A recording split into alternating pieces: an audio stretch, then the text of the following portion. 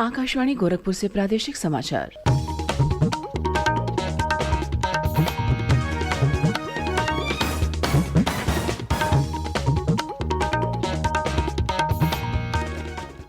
नमस्कार, समाचार बुलेटिन के साथ में शिवानी अरोरा। पहले मुख्य समाचार।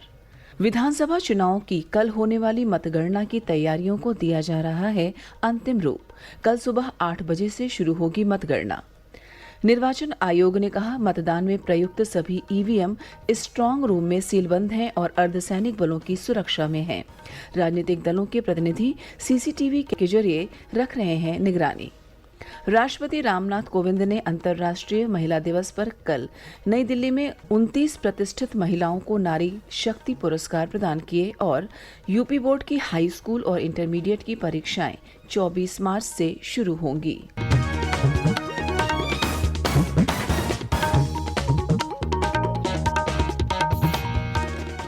स्वतंत्रता की 75वीं वर्षगांठ पर आज़ादी का अमृत महोत्सव के अंतर्गत प्रादेशिक समाचार एकांश आकाशवाणी गोरखपुर विशेष प्रश्नोत्तरी का आयोजन कर रहा है।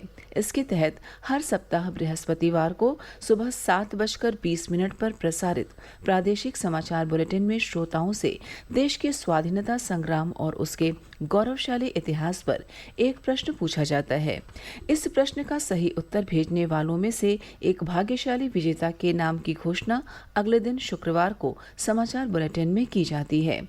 आप भी हमारे इस क्विज का हिस्सा बन सकते हैं। अमृत महोत्सव क्विज श्रृंखला का अगला प्रश्न कल सुबह प्रादेशिक समाचार बुलेटिन में पूछा जाएगा। अपने जवाब हमें ईमेल आईडी airnews.gkp@gmail.com पर भेजें। जवाब के साथ अपना नाम, पता और फोन नंबर अवश्य लिखें, जिससे विजेता बनने पर आपसे संपर्क किया जा सके। अब समाचार विस्तार से। प्रदेश में विधानसभा चुनाव की कल होने वाली मतगणना की तैयारियों को अंतिम रूप दिया जा रहा है। कल सुबह 8 बजे से मतों की गिनती का कार्य शुरू होगा। निर्वाचन आयोग के निर्देशानुसार चुनाव परिणामों की घोषणा के बाद विजय जुलूस निकालने पर पाबंदी रहेगी। सभी मतगणना स्थलों पर त्रिस्तरीय सुरक्षा व्यवस्था की गई है।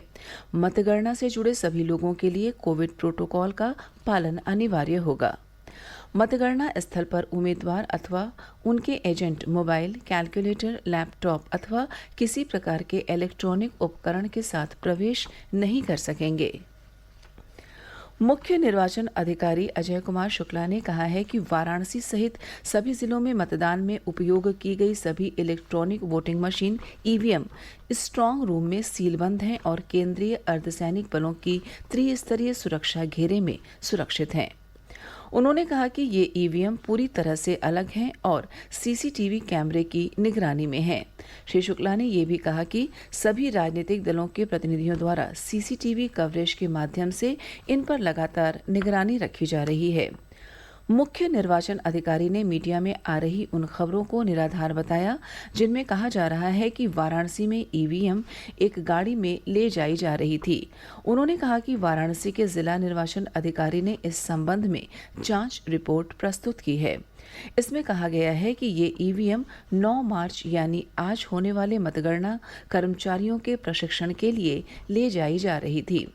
उन्होंने कहा कि कुछ राजनीतिक दल इन्हें चुनाव में उपयोग हुई ईवीएम बताकर अफवाह फैला रहे हैं। इससे पूर्व समाजवादी पार्टी के अध्यक्ष अखिलेश यादव ने कल शाम प्रेस कॉन्फ्रेंस कर आरोप लगाया कि प्रदेश सरकार के शीर्ष अधिकारियों के निर्देश पर जिलाधिकारी मतगणना में हेरफेर कर सकते हैं। उन्होंने कहा कि वाराणसी में ईवीएम बिना सुरक्षा के एक से दूसरे स्थान पर ले जाई जा रही थी।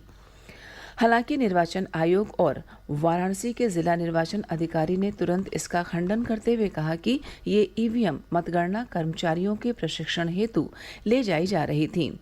वाराणसी के जिला निर्वाचन अधिकारी ने मौके पर पहुंचकर समाजवादी पार्टी के प्रतिनिधियों और कार्यकर्ताओं के साथ बातचीत भी की और उन्हें भरोसा दिलाया कि मतदान में प्रयुक्त सभी ईवीएम स्ट्रांग रूम में अर्धसैनिक बलों की कड़ी सुरक्षा में सुरक्षित हैं।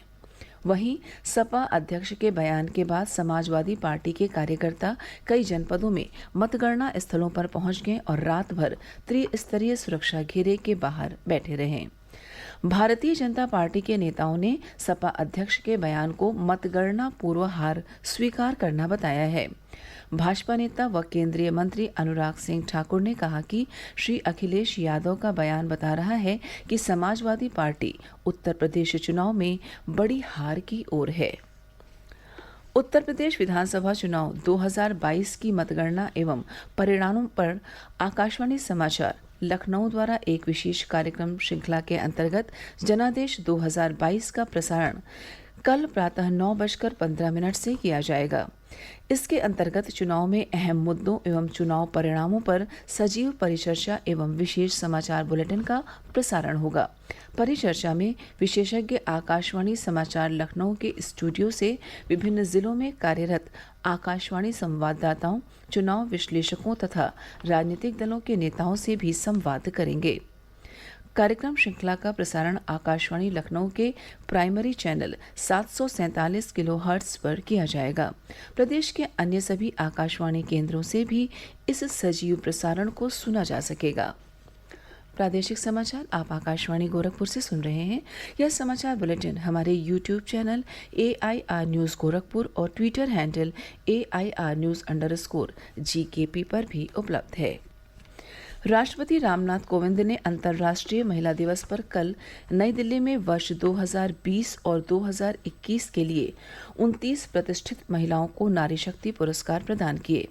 पुरस्कार प्राप्त करने वाली महिलाओं में 2 उत्तर प्रदेश से हैं। इनमें वाराणसी जनपद की विख्यात साहित्यकार डॉक्टर नीरजा माधव और लखीमपुर खीरी की हथकरघा बुनकर और प्रशिक्षक आरती राणा भी शामिल हैं। डॉक्टर नीरजा माधव को ट्रांसजेंडरों और तिब्बती शरणार्थियों के लिए किए गए विशेष लेखन तथा आरती राणा को जनजातीय क्षेत्र की महिलाओं के कल्याण के लिए नारी शक्ति पुरस्कार से सम्मानित किया गया। मुख्यमंत्री योगी आदित्यनाथ ने साहित्यकार डॉक्टर नीरजा माधव और हथकरघा बुनकर आरती राणा को नारी शक्ति पुरस्कार प्राप्त करने पर बधाई दी है। महिला और बाल विकास मंत्रालय हर साल प्रतिष्ठित महिलाओं, संगठनों और संस्थानों को नारी शक्ति पुरस्कार से सम्मानित करके अंतर्राष्ट्रीय महिला दिवस मनाता है। उत्तर प्रदेश माध्यमिक शिक्षा परिषद यूपी बोर्ड की हाई स्कूल और इंटरमीडिएट की परीक्षाएं 24 मार्च से शुरू होकर 12 अप्रैल को संपन्न होंगी। माध्यमिक शिक्षा निदेशक विनय कुमार पांडे ने कल प्रयागराज में इस वर्ष की बोर्ड परीक्षाओं की समय सारणी जारी की। उन्होंने कहा कि हाई स्कूल की परीक्षा 12 दिन और इंटरमीडिएट की परीक्षा 15 दिन में संपन्न होंगी। परीक्षा के लिए राज्य में 8,373 केंद्र बनाए गए हैं। इस वर्ष 10वीं की परीक्षा में 27,81,000 से अधिक विद्यार्थी शामिल हैं। वहीं 12वीं की परीक्षा में 24,11,000 से अधिक विद्यार्थी भाग लेंगे।